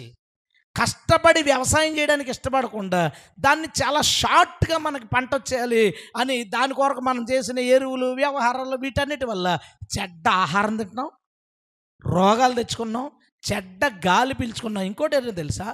ఎప్పుడైతే భూమికి గట్టుకట్టి వ్యవసాయం చేస్తామో వాటర్ దాంట్లో పెట్టడం వలన ఆ వాటర్ భూమి పీల్చుకుని కింద జలంలోకి వాటర్ వెళ్ళడం వల్ల ఆ చుట్టుపక్కల ఉన్న వాళ్ళందరికీ వాటర్ వస్తుంది. ఇప్పుడేంటి? బోరు కొడుతుంటే వాటర్ రావట్లా. ఎందుకు రావట్లేదు? నీళ్ళు కట్టట్లేదు. మనం పొలంలో నీరు కట్టట్లేదు, మట్టి కొట్టుకుపోతుంది, వాటర్ వెళ్ళిపోతుంది. దానివల్ల భూమి లోపల వాటర్ నిలవలు తగ్గిపోయినాయి. ఇదంతా చెట్ట చివరికి నష్టం ఎవడు తెచ్చుకున్నాడు? మనిషే. ఇష్టం లేదు వీడికి, ఇవన్నీ క్రియేట్ చేసుకున్నాడు. ఇవన్నీ చేసుకున్నాడు. ఇంకా ఏం చేశాడు? ఈ ముళ్ళ పొదలు, గచ్చ పొదలు మొలుస్తాయి అన్నందుకు దానికో మందు కనిపెట్టాం. అది కొట్టామా అవన్నీ మాడి మసి అయిపోతాయి, అలా కనిపెట్టుకున్నాం. అది అంట ఎవడన్నా తాగినా గాలి పీల్చుకున్నా అది చాలా ప్రమాదకరమైన మందట, అలాంటిది ఒకటి కనిపెట్టుకున్నాం. మూడోది ఏంటి? కష్టపడి చెమటోడ్చి బతకాలి అని దేవుడు చెప్పాడు. ఇప్పుడు వీడి పరిస్థితి ఏంటి? No, easy money. ఇప్పుడు దానికి ఒక పేరు ఉంది, దానికి ఏంటి? Easy money. బెట్టింగ్లు, పేకాట ఆడేవాడికి ఏం చెమట కారుతుంది చెప్పండి నాకు? చెమటొచ్చి పేకాట ఆడిని అంటాడు ఎవడైనా? అంట. ఈ నెంబర్ గుండు ఆడేవాడు, క్యాష్ను, వీడియో గేమ్స్లో డబ్బులు, ఆటలు కూర్చుని ఆడుకునే ఆటలు. ఎలా ఆడుతున్నావు అంటే ఆడుతున్నాను. ఆడుతున్నా ఎలా ఎందుకున్నానంటే వీడియో గేమ్ ఆడుతున్నాను. చెమట పట్టేది లేదు మనిషికి. ఇంకా కష్టం కూడా అంతా ఏంటంటే చాలా సులువుగా వీళ్ళు కూడా ఈ సాఫ్ట్వేర్ వాళ్ళు ఏం చేసేవారు, ఇప్పుడు ఏం చేస్తున్నారు తెలుసు, మేము 4 రోజులే పని చేస్తాం. ఇంతకుముందు 6 రోజులు పని చేసేవారు, 7వ రోజు సెలవు. తర్వాత 5 రోజులు పని చేసేవారు, 2 రోజులు సెలవు కావాలన్నారు, ఇచ్చారు. ఇప్పుడు ఏంటో తెలుసా, 4 రోజులు పని చేస్తాం, ఇంటి దగ్గర ఉండి పని చేస్తాం, మేము 3 రోజులు సెలవు కావాలి, ఏ వారానికి ఆ వారం మాకు జీతం వేయాలి. ఈ ఏఐ రాకముందు వీళ్ళ డిమాండ్లు. జనానికి ఏంటంటే మేము ఆఫీస్కి రాం, కష్టపడాం, ఇంట్లో ఏసీలో కూర్చుంటాం, వర్క్ చేస్తాం, 4 రోజులు పని చేస్తాం, 3 రోజులు మాకు సెలవు కావాలి, సుఖం కావాలి. ఈ ఏఐ వచ్చిన తర్వాత మాత్రం ఒకే ఒక ఉపయోగం ఏమైనా ఉంటే, మనిషి మాత్రం ఇలాంటి వాళ్ళు టెక్ ఇవ్వకుండా ఉద్యోగాలు పోద్దామో అని భయపడి ఆఫీసులకు వెళ్ళి కష్టపడి పని చేసుకుంటున్నారు. లేకపోతే ఏఐ రీప్లేస్ చేద్దని భయపడదు. చూడండి, మనిషికి ఏం కావాలి ఇప్పుడు? చెమట కారకూడదు. చెమట రాకుండా, చెమట కాచకుండా వచ్చేదేంటి? ఇదిగో ఈ మందు సీక్రెట్గా స్మగ్గిల్ చేస్తే డబ్బులు వస్తాయి, ఈ డ్రగ్స్ అమ్మే ఉంటే డబ్బులు వస్తాయి, ఈ డ్రగ్స్ సీక్రెట్గా సప్లై చేసామంటే డబ్బులు వస్తాయి. ఈ పనికి మాలిన వ్యాపారాలు ఏవైతే ఉన్నాయో, ఈ దొంగ వ్యాపారాలు ఏవైతే ఉన్నాయో, మనుషుల్ని చెడగొట్టేవి ఏవైతే ఉన్నాయో, వాటన్నిటి ద్వారా ఏమొస్తుంది? ఈజీ మనీ, సులువుగా డబ్బు వస్తుంది. మనిషికి కష్టపడాల్సిన అవసరం లేనే లేదు. ఇవన్నీ ఏంటో తెలుసా? అపవాది యొక్క కౌంటర్స్. దేవుడు ఏదైతే రూల్ పెట్టాడో ఆ రూల్లో లేకుండా మనుషుని, స్త్రీని, పురుషుని, సర్పమును బయటకు తీసుకొచ్చేయడానికి సాతాను వేసిన ప్లాను సక్సెస్ అయ్యాడా లేదా? మ్యాక్సిమం వాడు విజయం సాధించాడు. థర్డ్, అసలు దేవుడు దీన్ని ఎందుకు పెట్టాడు? ఈ శాపాన్ని దేవుడు ఎందుకు ఇచ్చాడు? ఈ శాపం ఇవ్వడం వెనకాల దేవుని ఆలోచన ఏంటి? నేను ముందే చెప్పాను, కయీన్ని దేవుడు శపించాడు, కానీ కయీన్ని దేవుడు ఆ శాపముతోనే కాపాడాడు. హల్లెలూయా. సర్పం ఉందండి, సర్పం ద్వారానే ఇదంతా జరిగింది అని అనుకున్నప్పుడు మనకు ఎలా అనపడుద్ది అంటే, అది ఉందంటే వెళ్ళి చంపేయాలనిపించద్దు. ఉందంటే చంపేయాలి. అది దీనివల్లేరా భూమి అంతా ఎలా అయిపోయింది, దీనివల్లేరా ఇదంతా నాశనం అయిపోయింది అని మనకు అనిపిస్తుంది. అందుకనే దేవుడు ఏం చేశాడంటే ఒక వైరం పెట్టాడు, అది మనకి ప్రమాదకరమైందిగా ఉండేలాగా. అది మనకి ప్రమాదకరమైంది అవడం వలన దాని జోలికి వెళ్ళం, మనం జాగ్రత్తగా ఉంటాం. మనం అక్కడ పాము ఉంటుందంటే వెళ్ళం. అది మన శత్రువు అయితే ఏం చేద్దాం? వెళ్ళిపోయి అది మనకు ప్రమాదాన్ని చేకూర్చేలాగా పెట్టడం వలన ఇల్లు కట్టుకున్నప్పుడు తుప్ప లేకుండా అది వస్తే మనం దాన్ని చంపేస్తాం. దేవుడు ఏం చేశాడో తెలుసా? దాన్ని శపిస్తూ దాని జోలికి ఎవరో లేకుండా రాకుండా ఉండేలాగా ఒక ప్రొటెక్షన్ ఇచ్చాడు దానికి. ఈ దేవత చేయడం వల్ల ఏం చేశారో తెలుసా? మనం గుడ్లేసిపోతాం. ఈ గుడ్లు పెట్టుకెళ్ళడానికి బ్యాచ్ వస్తుంది మధ్యాహ్నం, పొద్దున్నే నాగల చవితికి గుడ్లు వేసిపోతారు కదా. ఆ పుట్ట షేప్ ఎలా ఉంటుందంటే, వర్షం పడితే లోపలికి వెళ్ళకుండా ఉండేలాగా, పైనుంచి వర్షం పడి పక్క నుంచి వెళ్ళిపోయేలాగా, ఈ సైడ్ నుంచి లోపలికి వెళ్ళేలాగా పుట్ట ఉంటుంది. వీళ్ళు ఏం చేస్తారో తెలుసా? నాగల చవితికి పుట్టల పైన అంతా చెక్కి వర్షం పడితే అందులోకి వెళ్ళిపోయి పాములు చచ్చేలా పెడతారు సెట్టింగ్. పాములు అందులో ఉండకుండా బయటకు వచ్చేసేలా పెడతారు. తెలియదు వీళ్ళకి. ఈ గుడ్లన్నీ పడతాం మనం, టుప్పుకు అని. ఈడు మధ్యాహ్నం మనం పుట్ల పాలేసి వచ్చాడు. మనం అంటే ఇంతకుముందు పాలేసి వచ్చేటప్పుడు సంచులతోని, తర్వాత బకెట్లతోనూ, కొడవలి, కత్తి, గుణపం పట్టుకున్న బ్యాచ్ బయలుదేరి వస్తుంటుంది. ఈ బ్యాచ్ ఏంటంటే ఇట్లన్నీ కొట్టేసి గుడ్లు తీసుకుని పాములు కనపడితే కసక అని నరుక్కుంటూ పోతాం. అది దేవత అవడం వల్ల దానికే నష్టం వచ్చింది. చూసారా? దేవుని ప్లాన్ సర్పం వల్ల వచ్చింది. దాన్ని శపించాడు, కడుపుతో పాకేలా పెట్టాడు, దాంతోపాటు దాన్ని ప్రొటెక్ట్ చేశాడు, ఆ జాతి పోకుండా ఉండేలాగా. ఎందుకంటే ఒక సర్పం తప్పు చేసింది, ఇవన్నీ ఎందుకు పోవాలా? అందుకని ఆ జాతిని ప్రొటెక్ట్ చేస్తే వీళ్ళు దాన్ని దేవతగా భావిస్తూ దాన్ని చంపడం మొదలుపెట్టారు.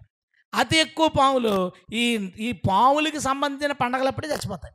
కొన్ని దేశాల్లో, కొన్ని ప్రాంతాల్లో పాములకి టెంపుల్స్ ఉంటాయి. అవి సంవత్సరానికి ఇన్ని రోజులని తెస్తారు. అప్పుడు దాకా మొత్తం పొదలు పట్టేసి ఉంటాయి. ఈ పండగ ముందు ఆ పొదలన్నీ కొట్టడానికి మనుషులను పెడతారు, అంతే.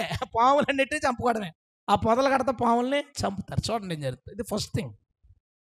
దేవుడు ఎందుకు పెట్టాడు? పాముని శిక్షించాడు, పాముని ప్రొటెక్ట్ చేస్తున్నాడు, ఆ జాతిని కాపాడుతున్నాడు. ఎందుకంటే దేవుడే సృష్టించిన జాతే కాబట్టి అది నశించడానికి దేవుడికి ఇష్టం లేదు. అది వాక్యం. Number 2, ladies. ఏం జరిగింది ప్రపంచంలో ఇప్పుడు? ఆడవాళ్ళు దేవుని దానిలోంచి బయటికి రావడం వల్ల ఏం జరిగింది? అసలు దేవుడు ఎందుకు ఇచ్చాడు?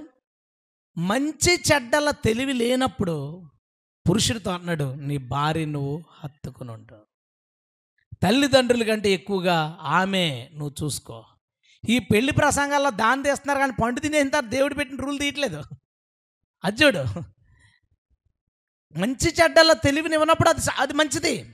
కానీ మంచి చెడ్డల తెలివి వచ్చేసింది మనిషికి. ఇప్పుడు మనిషి ఎలా ఉంటే మంచిదో దేవుడు అలా పెట్టాడండి. అది శాపం కాదు. మంచి చెడ్డల తెలివిని పొందుకున్న వ్యక్తి చెడిపోకుండా, పాడైపోకుండా, నాశనం అయిపోకుండా ఉండాలంటే ఈ రూల్స్ ఉండాలి అని దేవుడు పెట్టాడు. అందుకని ఎప్పుడు ఆదామండి, ఇప్పుడు చేతండి, ఇప్పటికి ఆదాముకి ఈ సంఘటన జరిగి ఇప్పుడు దాకా 6000 సంవత్సరాలు అయింది. సుమారు 5700 సంవత్సరాలు, అంటే ఇంచుమించు 300 సంవత్సరాల ముందు వరకు స్త్రీలు పురుషులకు లోబడతా, అతన్ని గౌరవిస్తా, అతని మీద వాంఛ కలిగిన వారే ప్రయాసతో పిల్లల్నే కనేవారు. గతించిన 300 సంవత్సరాల్లో పారిశ్రామిక విప్లవం జరగడం, ఫ్యాక్టరీలు పెట్టడం, ఈ చక్రాన్ని కనిపెట్టడం, వీళ్ళని కనిపెట్టి ఈ ఫ్యాక్టరీలన్నీ కనిపెట్టి వీటి వల్ల మనుషులు పనిచేయాల్సిన అవసరం ఏర్పడడం, డబ్బులు సంపాదించుకోవడం, వీటన్నిటిలో పట్టి పురుషుడు ఏదో పనిలో పడిపోవడం వల్ల స్త్రీలకి అధికారం పెరిగిపోయింది. ఈలోపు ఉద్యమాలు, వ్యవహారాలు, మేము మీతో సమానం. బైబిల్ తక్కువ అని చెప్పదు, రూల్ వేరు, స్త్రీకి పెట్టిన రూల్ వేరు. ఏమన్నాడు? మొదటి ప్రయాసతో బిడ్డను కంటాం. కష్టపడి తల్లి బిడ్డను కంటే ఆ బిడ్డను ఎంత జాగ్రత్తగా చూసుకుంటుంది, అన్నీ నేర్పిస్తుంది. అలా ఉండకూడదురా నాన్న, ఒరే అది తాకూడదురా, అది తినకూడదురా, కష్టపడి నిన్ను కన్నానురా అని తల్లి వాడి తప్పులన్నిటినీ సవరిస్తూ జాగ్రత్తగా పెంచుతుంది.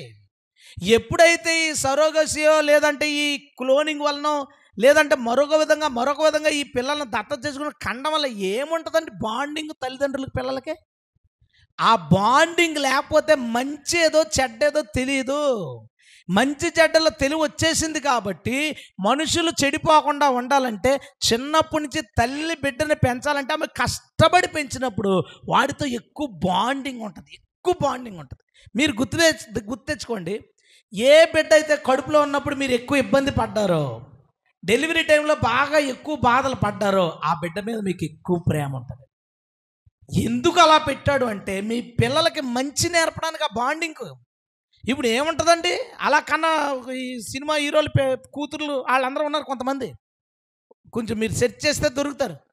కూతురా తల్లి ఈవిడ అన్నట్టుంటారు వాళ్ళు. ఏముండదు, ఏం రిలేషన్ ఉంటుందండి, కనలేదు కదా. ఏమంటే మా అమ్మ ఏమంటుంది సార్, పేగు తెంచుకుని కన్నానరా మిమ్మల్ని అంటది. ఎంత పెద్ద మాట, వీళ్ళు అనగలరా మాట. ఎంత కష్టపడి మోసి పెంచితే నువ్వేట్రా నాతో ఇలా మాట్లాడుతుంటే ఆ మాట గుండె లోపల గుచ్చుకుని, నిజమే నా తల్లి ఎంతో కష్టపడి నన్ను కన్నది, ఎంతో కష్టపడి నన్ను పెంచింది. ఇప్పుడేముందండి, ఎవరో కన్నీ ఏంటి పాలిచ్చి పెంచిన తర్వాత ఇస్తే ఈ డైలాగ్ ఈమె చెప్పగలదా? వాడికి కృతజ్ఞత ఉంటుందా? చూడండి, మంచి చెడ్డల తెలివినిచ్చే ఆ పండు తిన్నందువలన, ఆ నాలెడ్జ్ మనుషులకి రావడం వలన తల్లి వాటన్నిటినీ పిల్లలకు నేర్పించడం కోసం దేవుడు ఆ ప్రసవ వేదన అధికం చేశాడు తప్ప దేవుడు కోపం కాదు. అలా ఉంటేనే తరాలు బాగుంటాయి అని దేవుడు అనుకుని ఆ రూల్ పెట్టాడు. దేవుడు మంచి దేవుడు, దేవుని స్తోత్రం. మన తల్లి అలా కన్నందుకు, అలా పెంచినందుకు, చిన్నప్పటి నుంచి మనల్ని కొట్టో తిట్టో మంచి నేర్పి భయంకరమైన బలమైన డైలాగులు వేసి మనల్ని స్థిరపరిచింది మన అమ్మ. గట్టిగా స్తోత్రం చెప్తాం దేవునికి. హల్లెలూయా. రెండో రూల్ ఏంటి? భర్త ఎడల వాంఛ. అది లేక ఏం జరిగింది? ఇప్పుడు భర్త ఎడల వాంఛ లేక ఏం జరిగిందండి పరిస్థితి? ఎంత ఘోరమైన పరిస్థితులు ఏర్పడినాయండి. మొత్తం లోకాన్ని ప్రేమించడమే, షాపింగ్ని ప్రేమించడమే, అందాలను ప్రేమించడమే, మీడియాని ప్రేమించడమే, ప్రయాణాలను ప్రేమించడమే. ఒక్కొక్కరు ఉంటారండి, తిరుగుతూనే ఉంటారండి. చుట్టాలు వాళ్ళు పెళ్ళికి వదిలేసిపోద్ది పెళ్ళికి, అక్కడ పోద్ది ఇక్కడ పోద్ది. ఎన్ని రోజులు వాళ్ళు కలిసి ఉంటారు ఆలోచించండి. ఆ బాండింగ్ ఎన్ని రోజులు ఉంటుంది? ఆ భార్య భర్తలు ఎంతకాలం కలిసి ఉండగలరు? ఎన్ని రోజులు వాళ్ళ మధ్య బంధం కొనసాగుద్ది? క్వశ్చన్ మార్కే. వాంఛ లేదు భర్త మీద, డైవర్ట్ అయిపోయి వేరొక వాటి మీద వాంఛ రావడం వలన అన్ని నష్టాలే కలిగినాయి. ఒక విచిత్రం ఉంటుంది. ఒక హస్బెండ్ నాతో షేర్ చేసుకున్నాడు. ఏమనంటే, అలంకరణ తీసేయమని చెప్తున్నానండి మా ఆవిడకి. ఇంకొకసారి చెప్పావంటే నా కొడుకుని తీసుకుని వెళ్ళిపోతాను అందంట. చచ్చికొచ్చామే. నేనన్నా అంత అంత పట్టుదల ఎందుకు పట్టారండి? ఎవరి తీరు పాలదే. ఏదో ఒక రోజు కలిగిస్తారు. అంత పట్టుదల అలా కాదండి. నా భార్య కదా, అన్నీ చూసుకుంటాను కదా, వాక్యం ఉంది, దేవుడిని నమ్ముకుంది కదా, క్లియర్గా దేవుడు మాట్లాడుతున్నాడు, అయినా సరే ఇలాగ ఉందని నేను అడిగితే వదిలేసిపోతాను అంటే వాంఛ దేని మీద ఉంది చెప్పేశారు నాకు. చూడండి, వాంఛ దేని మీద ఉంది స్త్రీకి? అందం మీద, అలంకరణల మీద, షాపింగ్ల మీద, మీడియా మీద, లోకం మీద, పేరు ప్రఖ్యాతల మీద, ఇంటి పేర్ల మీద, వాళ్ళ అమ్మ మీద, వాళ్ళ నాన్న మీద, వాళ్ళ తమ్ముడి మీద, వాళ్ళ గురించి భర్త మీద గొడవ పడిపోద్ది. మా తమ్ముని ఎలాగంటాను భర్త మీదకి వెళ్ళిపోద్ది రయ్యమని. మా అమ్మని అంటావా అని సర్దుకుని పోద్ది ఇంటికి. ఏమి వాంఛ? ఎవరి మీద ఉంది వాంఛ? దీనివల్ల ఏం జరుగుతుంది? దీనివల్ల ఏం బాండింగ్ ఉంటుంది? సెకండ్ది. థర్డ్ది అంటే పురుషాధిపత్యం పోయింది. పురుషాధిపత్యం ఉన్నంతకాలం ఉమ్మడి కుటుంబాలు ఉన్నాయి. భర్త భార్యని చంపడం ఎరగం ఉండేవి కాదు. అలాంటి ఎక్కడో ఒకటే భర్త భార్యని చంపడం అనేది ఉండేది కాదు. తర్వాత ఈ విడాకుల సిస్టమ్ ఉండేది కాదు. అసలు విడాకులు గొడవలే లేవు. లక్షకు ఒక విడాకులు జరిగితే ఊర్లు చెప్పుకునేవారట, అది మొగుడిని వదిలేసి విడాకులు తీసుకుందంటని ఊర్లు చెప్పుకునేవారు ఆ రోజుల్లో. ఇప్పుడు ఏంటో తెలుసా? ఈరోజు ఇదంతా కామన్ అమ్మా. ఎందుకు బాధపడుతున్నావు? అప్లికేషన్ పెట్టే, నేను చూసుకుంటాను అంటాడు లాయర్. ఆడు నాన్న అంటాడు, అమ్మా నువ్వు నాకు భారమా, విడాకులు ఇచ్చే. ఆడికి తర్వాత తెలుస్తుంది 5 కేజీలు భుజం మీద పెట్టుకుంటే భారంగా అనిపించదు. ఒక గంట తర్వాత లాగేస్తుంది కిందకి, అది భారం అనిపించదు. ఎలా ఉందంటే తెలుసా? పురుషాధిపత్యం లేదు. పురుషాధిపత్యం లేకపోవడం వల్ల ఏం జరిగిందో తెలుసా? తీవ్రమైన విడాకుల సిస్టమ్ వచ్చేసింది. తీవ్రమైన గొడవలు, ఇంట్లో అన్ని గొడవలే. మీ అమ్మగారు ఇలాగంటారా, నన్ను బయట తీసుకోండి అంతే, నన్ను బయట తీసుకోండి.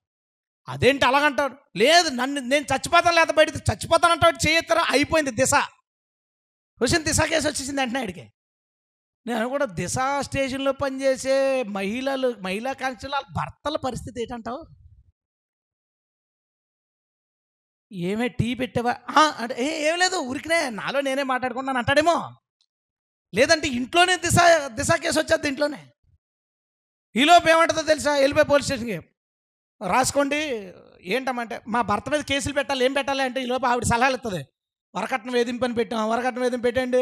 తర్వాత గ్యాస్ ఇప్పేసి చంపేయడానికి మా అత్త ట్రై చేసిందని పెట్టండి, మా అత్త మీద పెట్టండి, మా మామగారి మీద పెట్టండి, మా భర్త వాళ్ళ తమ్ముడి మీద, మా మరిది గారి మీద పెట్టండి, మా ఆయన మీద 10 కేసులు పెట్టండి.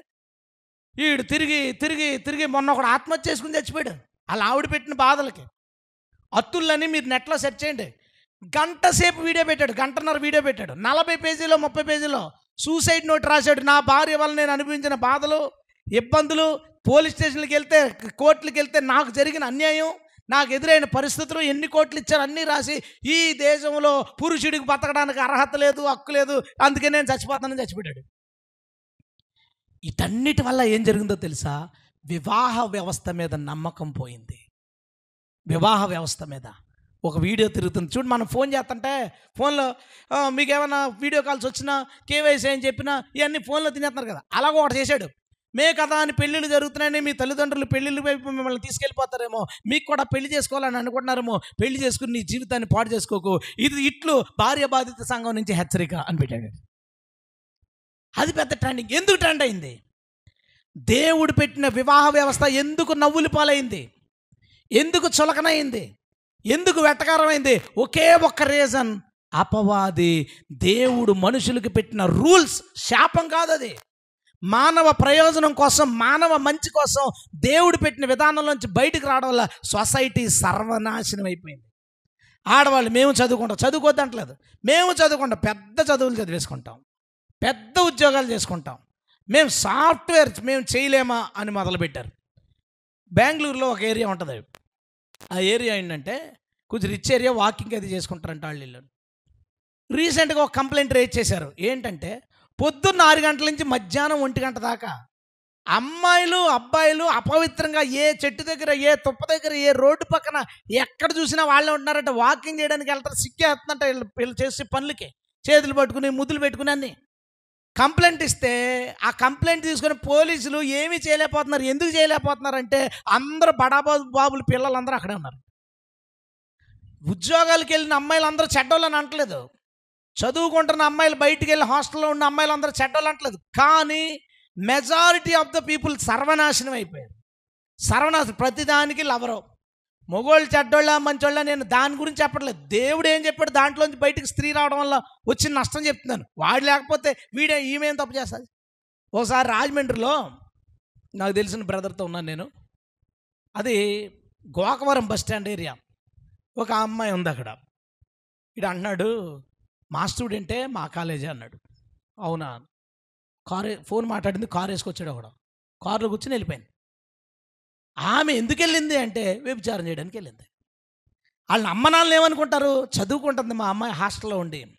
హాస్టల్లో ఏం చెప్పి ఉంటుంది, పుస్తకాలు కొనుక్కోవాలి, పెన్నులు కొనుక్కోవాలని చెప్పి ఉంటుంది. బయటికి వెళ్ళి చేస్తున్న పని ఎలా ఉందో చూడు, ఎంత ఘోరం అండి. ఓసారి మన చర్చిన సేవకి వెళ్ళిన అబ్బాయి పిఆర్ కాలేజీలో మాస్టర్గా పనిచేసేవాడు, టీచర్గా. వాడు ఒకరోజు కలిసి నన్ను ఓ ఫోటో చూపించాడు.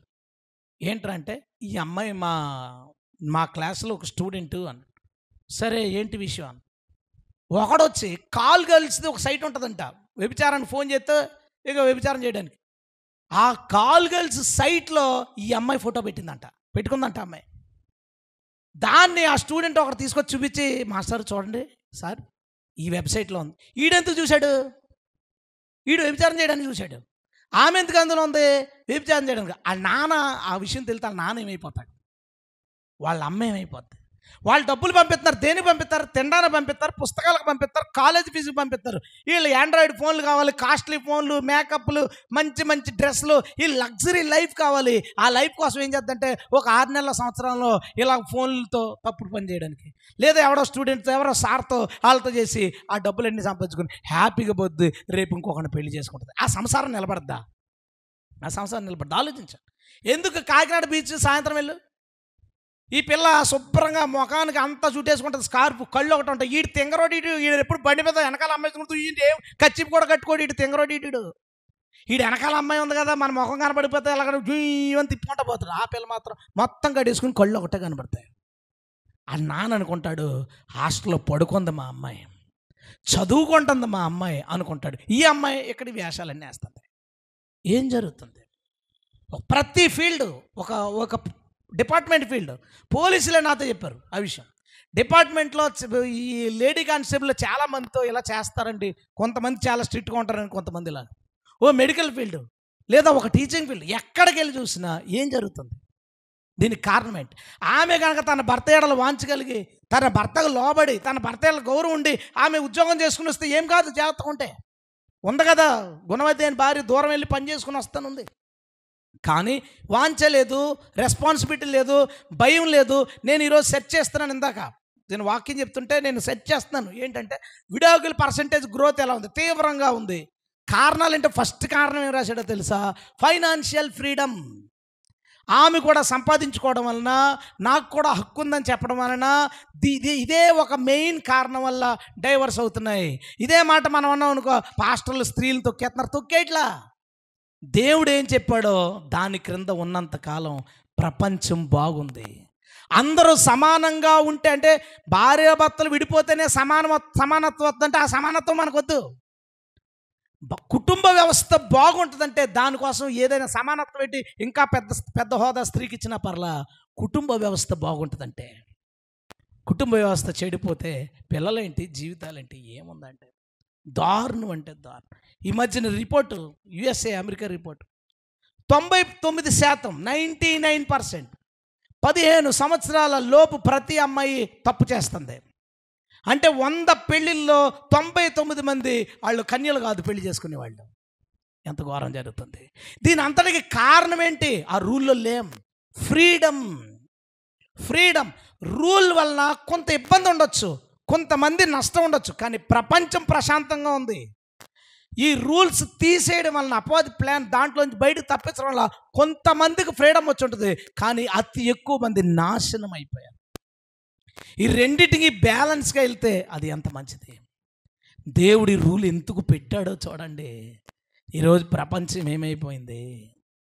ఎందుకండి మన ఊరు నిజంగా మన ఊరు అడ్రస్ సింపుల్గా చెప్తే ఆడు రాలేడు, సచ్చినా రాలేడాడు.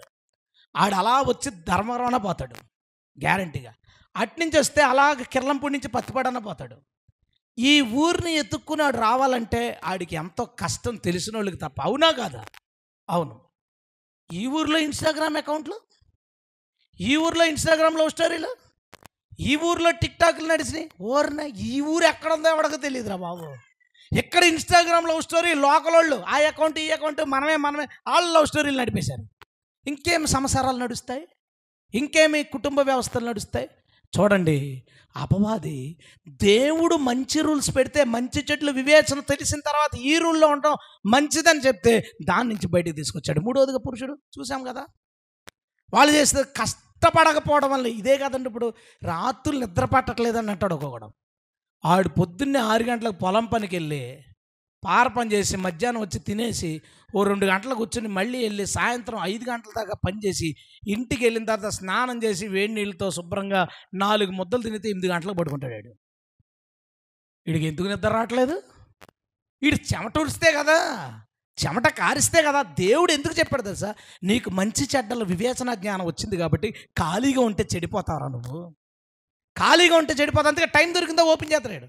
అందుకే దేవుడు ఏం చేస్తాడు? చెమట వచ్చి ఎవడైతే బతుకుతో ఫ్యాక్టరీలో అట్లా పనిచేసే వాళ్ళు చూడండి, ఆడు డ్యూటీకి టైంకి వెళ్ళిపోతాడు, ఫోన్ బయట తెలిసి ఆ 8 గంటల 10 గంటల పని చేసుకుంటాడు, వస్తాడు, మళ్ళీ పొద్దున్నే లెగాలి కాబట్టి 4 ముద్దలు తినేసి కుటుంబంతో కాసేపు గడిపేసి పడుకుని పోతాడు. 10 నిమిషాలు ఫోన్లు ఏమైనా ఉంటే చూసుకుని అంతే. అదే కొంచెం ఖాళీ బ్యాచ్, మనం ఎప్పుడు వెళ్తే అప్పుడే వెళ్ళొచ్చు అనేది పని చూడండి, ఆడు చూస్తాడు అదే పని కూర్చుంటాడు. మన కారు వాటర్ సర్వీసింగ్ చేయించడానికి వెళ్ళాను, వెళ్తే వర్క్ చేసేవాళ్ళు ఆడు ఆ మూలన కూర్చున్నాడు ఫోన్తో, ఈ అమ్మాయి ఈ మూలన కూర్చుంది, ఓనర్ అక్కడ కూర్చుంది. వచ్చి వీళ్ళు ఓనర్లా పనోళ్ళ ఎవరిని అడగాలో తెలియట్లేదు నాకు. వచ్చాను, చూశాను, ఇటు తిరిగాను అటు తిరిగాను, వెళ్ళిపోతుంటే ఓనర్ గారు ఏంటంటే కారు సర్వీసింగ్ చేయాలి వాళ్ళని అడగండి అని మళ్ళీ ఫోన్ చేసుకుంటుంది. వెళ్ళిన తర్వాత అండి కారు సర్వీసింగ్ చేయాలని అంటే ఎలా చూసి కారు ఎక్కడ ఉంది ఫోన్ చూసుకుంటున్నాడు, బయట ఉందంటే ఏ కారు ఫోన్ చూసుకుంటున్నాడు. జనాలకి ఇంకా వాళ్ళకి ఏం లేదు, ఆడికి అరే వచ్చిందా వ్యాపారం చేయాలి, కష్టపడాలి, జాగ్రత్తగా చేయాలి, ఏం లేదు. మనిషికి చెమట కారడం ఇష్టం లేదు, కష్టపడడం ఇష్టం లేదు. ఏది కష్టపడాలన్నా అక్కడ మిషన్ కనిపెట్టుకుంటాడు, ఈ ఇంట్లోకి దొరుకుతాడు. వీడు దానికి ఒక మిషన్ ఉంటుంది చేయడానికి, ఈ ఇంట్లో దొరుకుతాడు. ఆడవాళ్ళు ఏమండి ఒళ్ళు వచ్చేస్తుందండి, మిక్సీతో నూరేది లేదు, మిక్సీ పెట్టావు, ఉతికేది లేదు, వాషింగ్ మిషన్ పెట్టి, అన్నీ దాని మీద జరుగుతాయి. నీకు ఏమవుతావు, నువ్వేమవుతావు? ఇంకా ఆలోచిస్తే మనుషులు ఏమయ్యారంటే చెమట ఓడ్చడానికి ఇష్టం లేదు, చెమట కార్చడానికి ఇష్టం లేదు. అందుకే మనిషికి డిప్రెషన్లు, పాపాల్లో పడిపోవడాలు, ఈ ఖాళీ ఈజీ మనీకి అలవాటు పడిపోయి ఈజీ మనీ వాళ్ళు ఎన్ని ఆత్మహత్యలే కాదు హత్యలు డబ్బుల కోసం. ఇటు డబ్బులు పోగొట్టుకున్నాడు, అక్కడి నుంచి తెచ్చేయాలి. దొంగతనాలు ఈజీ మనీ కదండి, అది దొంగతనాలు ఈజీ మనీ, కష్టపడక్కర్లేదు. ఆడి సంవత్సరం సంపాదించింది వీడు 2 గంటల లాక్కుని పోతాడు, ఓ 3 గంటల లాక్కుపోతాడు. చూడండి ఏం జరుగుతుందో. నేను చెప్పాలనుకున్నది ఏంటంటే, నీవు చెమటోర్చి సంపాదించాలనే రూల్ వలన ప్రపంచం క్షేమంగా ఉంది. ఆ రూల్ నుంచి మనిషి బయటకు వచ్చాడు. కష్టపడను ఎందుకు? సాఫ్ట్వేర్ వాళ్ళు 4 రోజులే పని చేస్తున్నాడు, 3 రోజులు పప్పుల్లో తొలడానికి, మందు షాపు బారులో తొలడానికి, వ్యభిచారాలు చేయడానికి, బేవర్స్గా తిరగడానికి. అందరూ కాదు, 90% మంది పని అదే. ఎందుకు? మీకు తెలిసిన సాఫ్ట్వేర్ ఎంప్లాయీలు అడగండి, అరే మీ వాళ్ళు ఏం చేస్తారా శనివారు పబ్బుకి పోతారా, తాగుతారా? నేను వెళ్తానన్నాడు, నేను వెళ్తానంటాడు. అందరూ అంతేరా, అందరూ అక్కడికే పోతారా అంటాడు. ఈడు అందులోనే ఉంటాడు అనమాట. అక్కడ మ్యాటర్ ఆడు వెళ్దాని చెప్తాడు. ఏం జరుగుతుంది? సుఖం, మనిషికి సుఖం. దేవుడు ఏం పెట్టాడు రూలు? కష్టపడు, చెమటోడ్చు, ఇబ్బంది పడు, ప్రయాసపడు.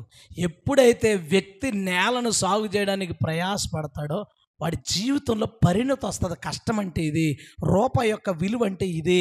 మనం ఎంత కష్టపడి సంపాదిస్తున్నాం కాబట్టి జాగ్రత్తగా ఖర్చు పెట్టాలి. అనవసరమైనవి రావు, అనవసరమైన తిరుగులు రావు, అనవసరంగా డబ్బులు పోవు, అంతా మారిపోద్ది. అందుకే దేవుడు ఆ సిస్టమ్ పెట్టాడు. మనిషి ఏం చేశాడు? అన్ని సిస్టమ్స్లోంచి, లేడీస్ సిస్టంలోంచి బయటకు వచ్చేసారు, జెంట్స్ సిస్టంలోంచి బయటకు వచ్చేసారు. వీడికి ఖాళీగా ఉన్నాడు, ఈజీగా డబ్బులు సంపాదించుకున్నాడు. ఈసారి అమ్మాయిలు కావాలి, వీడికి తాగడానికి మందు కావాలి, డ్రగ్స్ కావాలి, వ్యసనాలు కావాలి. నేను చెక్ చేస్తున్నాను. మొన్న ఎవడో అన్నాడు, భారతదేశంలో వ్యభిచారాన్ని లీగల్ చేసేయండి, వ్యభిచార గృహాలకు పర్మిషన్ ఇచ్చేయండి, ఏంటి రిసార్ట్స్లోను, తర్వాత హోటల్స్లోనూ వ్యభిచారం చేయడానికి అవకాశాలు ఇచ్చేయండి, ఇస్తే రేపులు తగ్గిపోతాయి అన్నాడు. దాని గురించి చర్చ, డిబేట్లో కూర్చుని చేస్తే బాగుంటుందా బాగోదా, బాగుంటుందా బాగోదా. రేపు పిచ్చోళ్ళారా, వ్యభిచారాన్ని లీగలైజ్ చేసిన దేశాలు చూస్తే మన భారతదేశంలో సంవత్సరానికి 2,40,000 రేపులు జరుగుతున్నాయి. లాస్ట్ ఇయర్ జరిగింది లెక్క చెప్తున్నాను, 2024లో. యుఎస్, అమెరికాలో అంటే స్త్రీలు ఏ బట్టలనే వేసుకోవచ్చు, ఆ స్వేచ్ఛ ఉంటే రేపు చేయడం అంటాడు ఒకడు. వ్యభిచారానికి అవకాశం ఇస్తే రేపు జరుగు. యుఎస్లో అంటే 4,16,000 రేపులు జరిగినాయి ముందు సంవత్సరం.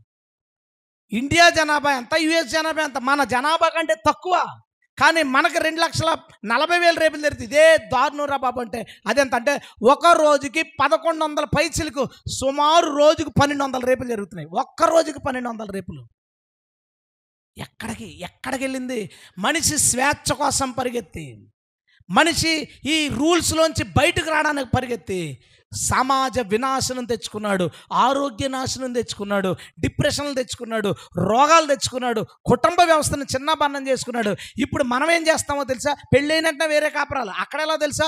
ఆడికి మైనారిటీ వచ్చింది, జాబ్ చేస్తాడో వేరే కాపురం, ఆడు ఇంకో చోట ఉంటాడు, తల్లిదండ్రుల దగ్గర ఉండడు. ఏం రిలేషన్స్? ఆడు ఎంత చెడిపోతాడో, ఎంత నాశనం అయిపోతాడో ఇంకెవరు చూడొచ్చు? ఆలోచించండి. అందుకు దేవుడు పెట్టాడు. దేవుడు చేసింది శాపం కాదు.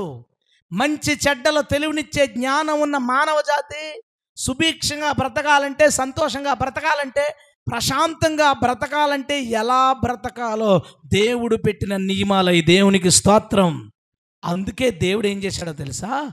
ధర్మశాస్త్రాన్ని కొట్టివేశాడు, కానీ ఏదైతే ఆదాము అవ్వలకు చెప్పాడో వాటినే తిరిగి కొత్త నిబంధనలో చెప్పాడు. గట్టిగా స్తోత్రం చెప్దామా? ఏమన్నాడు? పురుషులారా మీ భార్యల్ని ప్రేమించండి, స్త్రీలారా ప్రభువుకు లోబడినట్లు నీ భర్తకు లోబడి. ఎక్కడ మాట ఇది? 3వ అధ్యాయం ఆదికాండంలో మాట. మళ్ళా దేవుడు ఒక మంచి ప్రపంచాన్ని చూడడానికి, ఒక మంచి సమాజాన్ని చూడడానికి కొత్త నిబంధనలో ఆ ఆజ్ఞలను మళ్ళీ ఇంప్లిమెంట్ చేస్తున్నాడు ఆయన. చూడండి ఎంత ఆశ్చర్యంగా ఉందో. పురుషులతో ఏమన్నాడు? పురుషులారా పవిత్రమైన చేతులతో ప్రార్థన చేయండి, మీ చేతులతో కష్టపడి పని చేయండి. ఎప్పుడుది ఇది? మళ్ళీ అప్పుడుదే. కష్టపడి పని చేయండి అని ఈయనకి చెప్పాడు. భర్తకు లోబడి ప్రేమించు అని ఆమెకి చెప్పాడు. ఈ రెండు మనకెందుకు చెప్తున్నాడో తెలుసా? అలా ఉన్నప్పుడే మళ్ళా ప్రపంచం సుభిక్షంగా ఉంటుంది. హల్లెలూయా. క్రైస్తవ దేశాలు చెడిపోయినాయి, క్రైస్తవ దేశాలు నాశనం అయిపోయినాయి. దేవుడు ఈరోజు మనతో మాట్లాడేది ఆ అపవాది కుయుక్తి చేత మరలా దేవుడు పెట్టిన రూల్స్లోంచి 2వ దఫా కూడా బయటకు తెచ్చేశాడు. ఏదైనా తోటలో తెచ్చేశాడు, ఏదైనా తోటలో బయటకు వచ్చిన రూల్స్లోంచి తెచ్చేశాడు. మళ్ళా దేవుని యొక్క నియమాల క్రిందకి మనం వెళ్ళి మన సంసార జీవితాల్ని, మన వ్యాపారాల్ని, మన సంపాదన విషయంలోనూ పవిత్రపరచుకుందుముగాక. ఇప్పుడు చివరగా ఒక మాట అనుకున్నాం, దేవుడు దాని తల మీద కొడతాడు, అది పాదాల మీద కొట్టును. ఇది జరగలేదు ఇంకానే, జరుగుతుంది. ఎప్పుడు జరుగుతుంది అంటే వాడు ఒక పెద్ద మహారాజు అవుతాడు. ఈ సర్పంగాడు ఒక పెద్ద మహారాజు అవుతాడు, సింహాసనాన్ని అభిష్టిస్తాడు, ఘట సర్పము. ఆడు పెద్ద యుద్ధం చేయడానికి, దేవుని ప్రజలను ఎదిరించడానికి అందరినీ తీసుకుని వచ్చినప్పుడు దేవుడు వాడి తల మీద కొట్టి 1000 సంవత్సరాలు పాతాళంలో పడవేయబడును. హల్లెలూయా. వాడిని 1000 సంవత్సరాల పాతాళంలో పడవేయను. ఆ తర్వాత 1000 సంవత్సరాల తర్వాత బయటకు వస్తాడు. వాడు మళ్ళీ అక్కడ ఉన్న ప్రజలందరినీ ప్రభువు మీద వ్యతిరేకంగా చూసి ఆయన ఎక్కడైతే పరిపాలిస్తున్నారో ఆ పట్టణాన్ని ముట్టడి వేస్తాడు. అదే అతని కాలు మీద కొట్టుట. దాంతో అయిపోద్ది. ఇంకేముంది? తీసుకెళ్ళి లోపల పడిచేస్తాడు. దేవుడు అనుకున్నది ఫైనల్ అవుతుంది, అది త్వరలో అవుతుంది. ఈలోపు జరగాల్సింది ఏంటో తెలుసా? ఈ 2. అవ్వకు దేవుడు ఏం చెప్పాడో దానికి లోబడాలి స్త్రీ. ఆదాముకు దేవుడు ఏం చెప్పాడో దానికి లోబడాలి. అవి శాపాలు కాదు, అందులోంచి బయటకు రావడమే శాపం. సొదొమ గొమొర్రా అందులోంచి బయటకు వచ్చింది, శాపమయ్యింది. జలప్రలయం టైంలో బయటకు వచ్చారు, శాపమైంది. ప్రస్తుత ప్రపంచం బయటకు వచ్చింది, శాపముతో నిండి ఉంది. మనం దేవుని నియమాల్లోకి వెళ్ళి ఆశీర్వాదం పొందుకుందుముగాక. హల్లెలూయా. చివరిగా నా ప్రశ్న, దేవుడు వారిని శపించాడా, వారిని ప్రేమించాడా? ప్రేమించాడు. ప్రేమించే వారిని కొట్టినా వాళ్ళు బాగు కోసమే రూల్స్ పెట్టాడు. అందుకే మన దేవుడు ఎవరో తెలుసా? మంచి దేవుడు. హల్లెలూయా.